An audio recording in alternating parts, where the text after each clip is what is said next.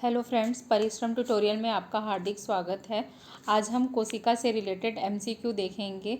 इससे पहले पार्ट में भी हम लोगों ने कोशिका से रिलेटेड एमसीक्यू डाला हुआ है। अगर आप इंटरेस्टेड हो तो आप हमारे चैनल पे जा कर के उसको भी देख सकते हो। तो अब हम बढ़ते हैं अपने पहले क्वेश्चन की ओर। इसमें दिया हुआ है फर्स्ट जो है वो जीवों की मूलभूत संरचनात्मक और क्रियात्मक इकाई क्या है। इसके ऑप्शंस दिए हुए हैं।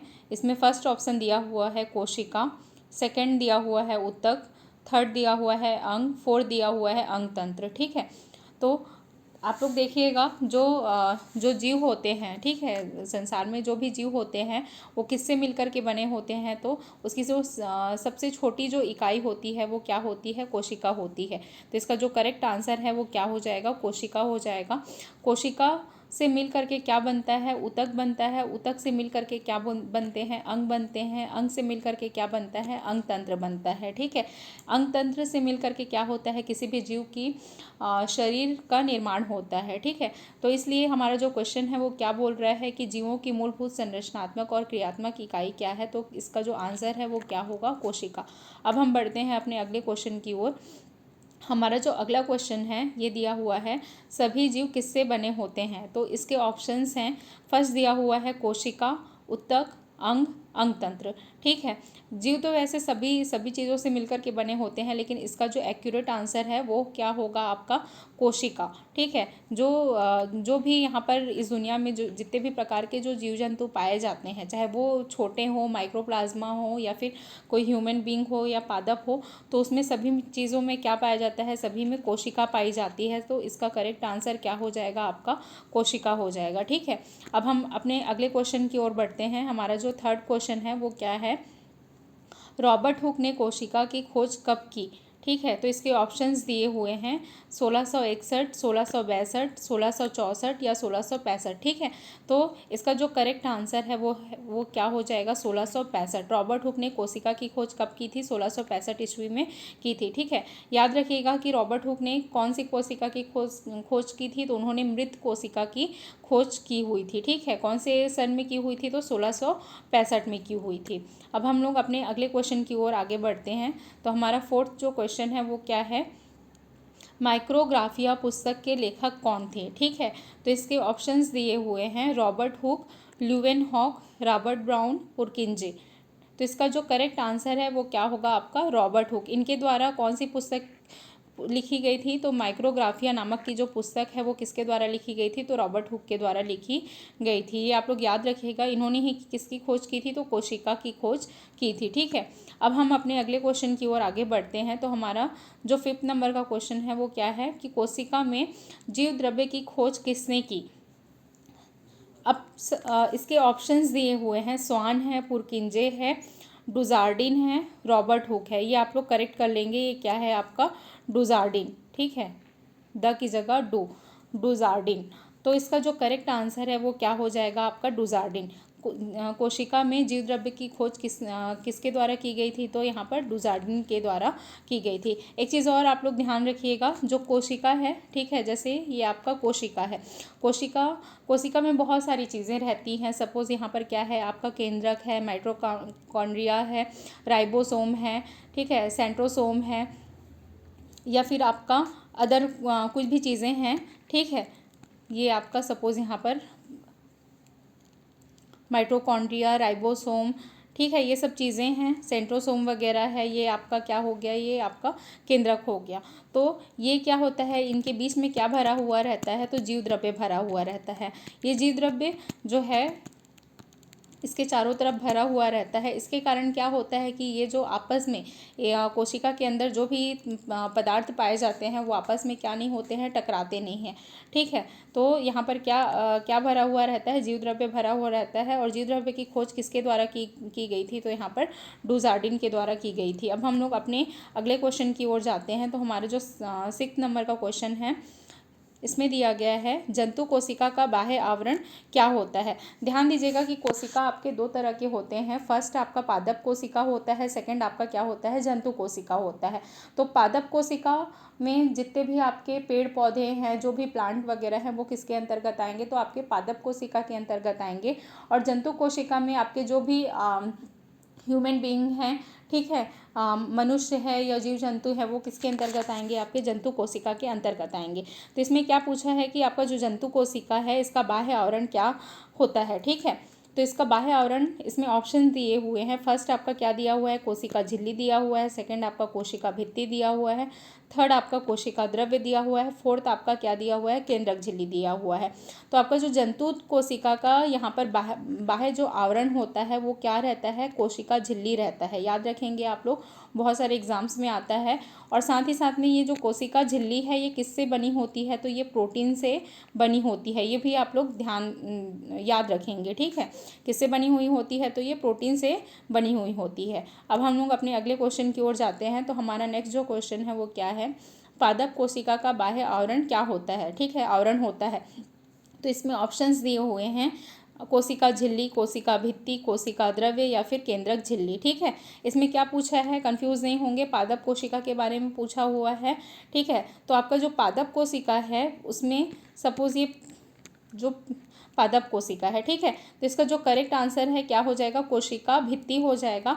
अब यहाँ पर ध्यान दीजिए, आपका जो पादप कोशिका है आपके जंतु कोशिका से क्या रहता है, थोड़ा अलग रहता है। उसका जो बाह्य आवरण किससे मिलकर के बना रहता है, कोशिका भित्ति से मिलकर के बना रहता है। जंतु कोशिका का जो बाह्य आवरण है वो किससे मिलकर के बना रहता है, तो कोशिका झिल्ली से मिलकर के बना रहता है। तो कोशिका झिल्ली ध्यान दीजिएगा किससे बना रहता है, प्रोटीन से मिलकर के बना रहता है। प्रोटीन के द्वारा कोशिका झिल्ली का निर्माण होता है, ठीक है। और वहीं कोशिका भित्ति का जो निर्माण है वो किससे होता है, तो सेल्यूलोज से होता है। किससे होता है, सेल्यूलोज से। आपका पादप कोशिका जंतु कोशिका के कंपेरिजन में थोड़ा अलग रहता है। आप पेड़ पौधे का जो स्ट्रक्चर है वो देखेंगे तो कैसा रहता है, पेड़ पौधा जो है वो बाहर से बहुत ज़्यादा हार्ड रहता है, ठीक है। तो जो बाहरी आवरण है जो हार्ड रहता है उसको हम क्या बोलते हैं, आपका कोशिका भित्ति बोलते हैं। अब हम अपने अगले क्वेश्चन की ओर बढ़ते हैं। तो हमारा 8 नंबर का क्वेश्चन है, जीव द्रव्य में सबसे अधिक पाया जाता है। इसके ऑप्शंस दिए हुए हैं, ठीक है। जल है, प्रोटीन है, लिपिड है और डी जो है आपका कार्बनिक अम्ल है। देखो मैंने बताया था कि आपका जो कोशिका है, कोशिका के अंदर बहुत सारी चीज़ें पाई जाती हैं। केंद्रक है, सेंट्रोसोम है, राइबोसोम है, माइटोकॉन्ड्रिया है, ठीक है। इनके बीच बीच में क्या भरे रहते हैं, लिक्विड भरा रहता है, जिसको हम क्या बोलते हैं, जीव द्रव्य बोलते हैं। तो जीव द्रव्य में सबसे ज़्यादा क्या पाया जाता है या किससे बना हुआ होता है, तो इसमें 90 to 95% क्या पाया जाता है, जीव द्रव्य में जल होता है। क्या होता है, जल होता है, ठीक है। याद रखेंगे, अगर कोई भी जैसे बॉडी में या जीव द्रव्य में जल की कमी होती है, ठीक है, तो उससे क्या होता है, अगर 1% जल की कमी होती है तो मनुष्य को क्या लगने लग जाता है, प्यास लगने लग जाता है। अगर इसमें जीव द्रव्य में जो जल है उसकी कमी 3% या उससे ज़्यादा होती है तो क्या होने लग जाता है आपको,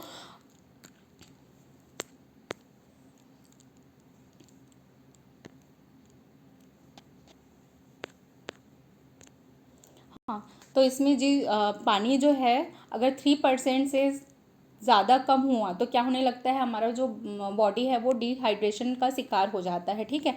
अगर साथ में अगर किसी भी ह्यूमन बॉडी में अगर जीव द्रव्य में 10% से ज़्यादा वाटर की कमी होती है तो क्या हो जाता है, उसकी मृत्यु हो सकती है, ठीक है। तो ये इसमें जीव द्रव्य में सबसे ज़्यादा क्या पाया जाता है, तो इसका जो करेक्ट आंसर है वो क्या हो जाएगा, आपका जल हो जाएगा। अब हम अपने अगले क्वेश्चन की ओर आगे बढ़ते हैं। तो हमारा जो 9th क्वेश्चन है वो है, प्रोकैरियोटिक कोशिका में उपस्थित होता है। इसके ऑप्शंस दिए हुए हैं। फर्स्ट आपका क्या दिया हुआ है, संगठित नाभिक दिया है। सेकंड आपका राइबोसोम है। थर्ड आपका माइटोकॉन्ड्रिया है और फोर्थ आपका क्या दिया हुआ है, लाइसोसोम है, ठीक है।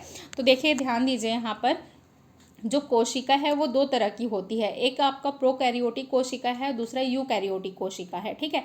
तो जो जीव हैं, जो छोटे छोटे जीवाणु विषाणु वगैरह हैं जो अच्छे से डेवलप नहीं हुए हैं, उनकी जो कोशिका है वो किस तरह की होती है, तो प्रोकैरियोटिक कोशिका होती है, ठीक है। ह्यूमन बीइंग है, कोई भी मनुष्य है, पादप है, जीव जंतु हैं जिनकी जो अच्छे से डेवलप हुए हैं, तो उसमें कौन सी कोशिका होती है, तो उसमें यूकैरियोटिक कोशिका होती है, ठीक है। तो इसमें क्या पूछा है, प्रोकैरियोटिक कोशिका में उपस्थित होता है, ठीक है। तो प्रोकैरियोटिक अच्छे से डेवलप नहीं हुआ है तो उसमें क्या उपस्थित होता है, तो संगठित नाभिक इसमें नहीं पाया जाएगा। ध्यान दीजिएगा, इसमें जो नाभिक होता है वो अच्छे से विकसित नहीं हुआ रहता है।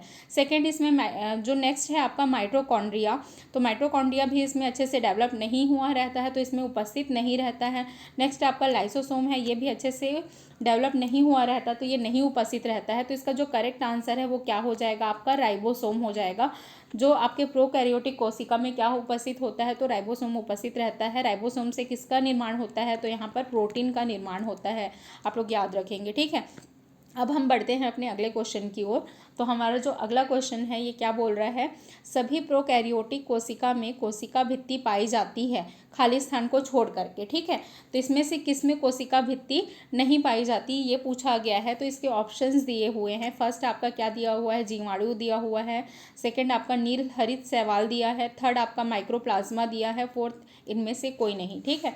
तो किसमें कोशिका भित्ति नहीं पाई जाती, तो जीवाणु जो है इसमें कोशिका भित्ति पाई जाती है, ठीक है। तो ये आपका आंसर नहीं आएगा। सेकंड आपका जो नील हरित शैवाल है इसमें भी क्या पाई जाती है, कोशिका भित्ति पाई जाती है, तो ये भी आपका आंसर नहीं होगा। थर्ड आपका जो माइक्रोप्लाज्मा है इसमें कोशिका भित्ति नहीं पाई जाती, तो ये आपका क्या हो जाएगा, करेक्ट आंसर हो जाएगा, ठीक है। अब हम बढ़ते हैं अपने अगले क्वेश्चन में। निम्न में से किस में आनुवांशिक पदार्थ नगण्य हैं। अब मैंने बताया था कि आपका जो कोशिका है वो दो तरह के होते हैं। फर्स्ट आपका प्रोकैरियोटिक कोशिका और दूसरा आपका क्या है, यूकैरियोटिक कोशिका, ठीक है। तो जो प्रोकैरियोटिक कोशिका है उसमें जो भी चीज़ें होती हैं उनका डेवलपमेंट नहीं होता है, जैसे आपका केंद्रिका वगैरह है ये भी अच्छे से डेवलप नहीं होते हैं, ठीक है। तो केंद्रिका अगर डेवलप नहीं होगा, सपोज ये आपका कोशिका है, कोशिका के अंदर जो है आपका केंद्रिका है, ठीक है। केंद्रिका अगर अच्छे से डेवलप नहीं होगा तो इसमें क्या होगा, इसमें जो आपका डीएनए है, आरएनए है, ये भी क्या होगा, आपका डीएनए वगैरह डेवलप नहीं होगा, ठीक है। तो अनुवांशिक पदार्थ क्या हो जाएंगे, डेवलप नहीं रहेगा तो नगण्य होंगे, ठीक है। तो इसमें फर्स्ट आपका ऑप्शन दिया हुआ है जंतु कोशिका। तो जंतु कोशिका में तो आपका सभी चीज़ें फुली डेवलप होती हैं, ठीक है। तो अनुवांशिक पदार्थ भी तो रहेगा इसमें, तो ये इसका आंसर नहीं होगा। नेक्स्ट है आपका पादप कोशिका। पादप कोशिका भी फुली डेवलप्ड होती है, साथ ही में कौन सी कोशिका होती है, यूकैरियोटिक कोशिका होती है, तो ये भी आपका आंसर नहीं होगा। थर्ड आपका कौन सा हो जाएगा, जीवाणु कोशिका, ठीक है। तो ये आपका करेक्ट आंसर है। जो जीवाणु की कोशिका होती है वो फुली डेवलप्ड नहीं होती है, ठीक है। डेवलप नहीं होगी, केंद्रिका वगैरह अच्छे से डेवलप नहीं होगा, तो इसमें जो आनुवांशिक पदार्थ होंगे वो क्या होगा, आपका नगण्य होगा, ठीक है। तो ये आपका करेक्ट आंसर होगा जीवाणु कोशिका। अब हम अपने अगले क्वेश्चन की ओर आगे बढ़ते हैं।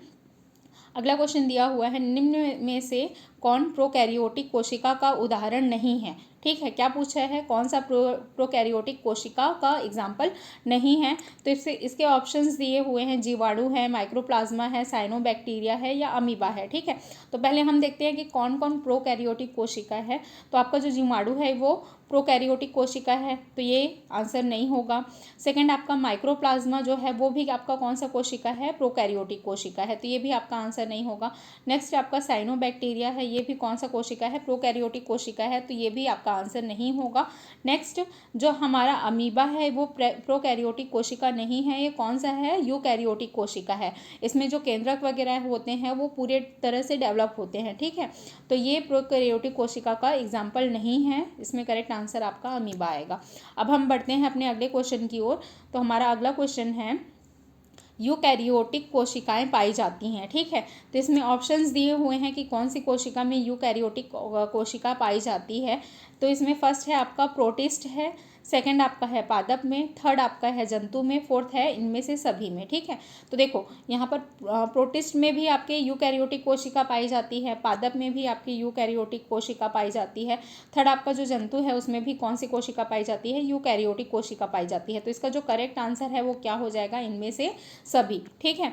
अब हम अपने अगले क्वेश्चन की ओर आगे बढ़ते हैं। इसमें दिया है, इनमें से क्या केवल पादप कोशिका में ही पाए जाते हैं, जंतु कोशिका में नहीं, ठीक है। तो इनमें क्या चीज़ें हैं जो सिर्फ और सिर्फ पादप कोशिका में पाई जाती है, तो पादप कोशिका में कोशिका भित्ति पाई जाती है, हमने पहले देखा है, ठीक है। प्लास्टिड भी इसमें पाया जाता है। फिर नेक्स्ट हरित लवक भी पादप कोशिका में पाई जाती है, ठीक है। तो ये सभी, इनमें से सभी क्या होता है, पादप कोशिका में पाई जाती है। तो आपका जो करेक्ट आंसर है वो क्या हो जाएगा, डी हो जाएगा। अब हम बढ़ते हैं अपने अगले क्वेश्चन की ओर। हमारा अगला क्वेश्चन क्या बोल रहा है, कोशिका भित्ति को सबसे पहले किसने देखा था, ठीक है। तो आप इसमें ऑप्शंस दिए हुए हैं। फर्स्ट आपका दिया हुआ है रॉबर्ट हुक दिया है, सेकंड आपका दिया है रॉबर्ट ब्राउन दिया है, थर्ड आपका दिया है रॉबर्ट कोच दिया है, फोर्थ आपका दिया है इनमें से कोई नहीं, ठीक है। तो ध्यान दीजिए, जो कोशिका है उसकी खोज किसके द्वारा की गई थी, तो कोशिका की खोज रॉबर्ट हुक के द्वारा की गई थी, ठीक है। तो सबसे पहले कोशिका भित्ति किसके द्वारा देखा गया होगा, जब कोशिका की खोज रॉबर्ट हुक के द्वारा की गई है तो रॉबर्ट हुक के द्वारा ही देखा गया है, ये चीज़ आप लोग याद रखिएगा, ठीक है। फिर नेक्स्ट है आपका, शैवालों की कोशिका भित्ति मुख्य रूप से किससे बनी होती है, ठीक है। तो इसमें ऑप्शंस दिए हुए हैं, आपका सेल्यूलोज है, बी है आपका सुबेरिन, सी आपका क्यूटिन है, डी आपका काइटिन है। ठीक है, तो इसमें सवाल जो है, इसकी कोशिका भित्ति मुख्य रूप से सेल्यूलोज से मिल करके बनी होती है, ये आप लोग याद रखेंगे, एग्जाम्स में आते हैं क्वेश्चंस। फिर नेक्स्ट है आपका 17 क्वेश्चंस, पादप की कोशिका भित्ति में पाई जाती है। ठीक है, जो आपका पादप है, पेड़ पौधे हैं, उसकी कोशिका भित्ति में क्या चीज़ें पाई जाती हैं, तो पादप की कोशिका भित्ति में सेल्यूलोज उपस्थित होता है। ठीक है, हेमी सेल्यूलोज भी उपस्थित होता है, नेक्स्ट आपका पैक्टिन भी उपस्थित होता है। तो इसका जो करेक्ट आंसर है वो क्या हो जाएगा, इनमें से सभी ये आपका करेक्ट आंसर होगा। अब हम अगले क्वेश्चन की ओर बढ़ते हैं। तो हमारा अगला क्वेश्चन है, कोशिका झिल्ली मुख्यतः बनी होती है। ठीक है, आपका जो कोशिका झिल्ली है वो मुख्यतः किससे बनी होती है, जो आपका जंतु कोशिका की जो बाहरी आवरण होती है, जिसको हम लोग क्या बोलते हैं, कोशिका झिल्ली बोलते हैं। ठीक है, तो कोशिका झिल्ली मुख्यतः किससे बनी होती है, तो इसके ऑप्शंस दिए हुए हैं, प्रोटीन और लिपिड से, सेकंड आपका दिया हुआ है सेल्यूलोज और हेमीसेल्यूलोज से, थर्ड लिग्निन और पैक्टिन से, फोर्थ क्यूटिन और सुबेरिन से। तो इसका जो करेक्ट आंसर है वो क्या हो जाएगा, प्रोटीन और लिपिड से। इससे क्या मिल करके बना होता है, इन दोनों से मिल करके क्या बना होता है, तो कोशिका झिल्ली बनी हुई होती है। ठीक है, फिर नेक्स्ट आएंगे, किस प्रक्रिया द्वारा पदार्थ कोशिका झिल्ली के आर पार आते जाते रहते हैं। तो ध्यान दीजिएगा, आप लोगों को पता होगा कि जैसे ये कोशिका है, ठीक है, कोशिका में क्या क्या पाया जाता है, आपका माइटोकॉन्ड्रिया होती है। ठीक है, माइटोकॉन्ड्रिया होगी, उसके अलावा आपका क्या होता है, लाइसोसोम वगैरह होगा, केंद्रक वगैरह होगा। ठीक है, या फिर यहाँ पर जीव द्रव्य वगैरह होंगे। तो ये क्या होता है कि कुछ कुछ जो पदार्थ हैं, पूरे पदार्थ तो आर पार आते जाते नहीं हैं, लेकिन कुछ कुछ जो पदार्थ हैं, जैसे आपका लाइसोसोम है या फिर माइटोकॉन्ड्रिया जो ऊर्जा उत्पन्न करती है। ठीक है, वो ऊर्जा क्या होगा, आपके शरीर के विभिन्न अंगों तक पहुंचाया जाता है। तो ये बाहर निकलेगा तभी तो पहुंचाया जाएगा ना। साथ में इसमें जो लिक्विड है, लिक्विड किससे मिल करके बना होता है, आपका वाटर से मिल करके बना होता है, इसमें वाटर बहुत ज़्यादा रहता है। ठीक है, तो ये वाटर अंदर आएगा तभी तो ये बनेगा। ठीक है, तो इसमें ये जो प्रक्रिया है, इससे क्या होगा, आपका जो कोशिका है, इससे पदार्थ क्या होंगे, अंदर भी आएगा और बाहर भी जाएगा। ठीक है, तो ये किस प्रक्रिया के द्वारा होता है, तो इसमें ऑप्शंस दिए हुए हैं, विसरण दिया हुआ है, परासरण दिया है, उक्त दोनों है या इनमें से कोई नहीं। तो इसका जो करेक्ट आंसर है वो क्या हो जाएगा, विसरण के थ्रू भी ये आर पार होते हैं, दूसरा परासरण के थ्रू भी ये क्या होते हैं, आर पार होते हैं। तो इसका जो करेक्ट आंसर है क्या होगा, ऑप्शन सी, उक्त दोनों। अब हम अपने अगले क्वेश्चन की ओर आगे बढ़ते हैं। जीव द्रव्य किसका सम्मिलित रूप है। ठीक है, जीव द्रव्य जो है वो किसका सम्मिलित रूप, किसको कौन दो चीज़ों को हम क्या बोलते हैं, पूर्ण रूप से जीव द्रव्य बोलते हैं। तो इसके ऑप्शंस दिए हुए हैं, फर्स्ट आपका है कोशिका द्रव्य और कोशिका भित्ति, सेकंड ऑप्शन दिया हुआ है कोशिका द्रव्य और कोशिका झिल्ली, थर्ड ऑप्शन दिया हुआ है कोशिका द्रव्य और केंद्रक, फोर्थ ऑप्शन दिया है कोशिका भित्ति और कोशिका। तो इसका जो करेक्ट आंसर है वो क्या हो जाएगा, कोशिका द्रव्य और केंद्रक। इन दोनों को हम सम्मिलित रूप से क्या बोलते हैं, तो जीव द्रव्य बोलते हैं, आप लोग ध्यान देंगे। ठीक है, तो फ्रेंड्स हमारा जो 20 क्वेश्चंस का MCQ था वो कंप्लीट हो गया है। अगर आपको हमारा वीडियो अच्छा लगता है तो हमारे चैनल को सब्सक्राइब करिए, हमारे वीडियो को लाइक करिए और शेयर भी करिए। Thank you so much.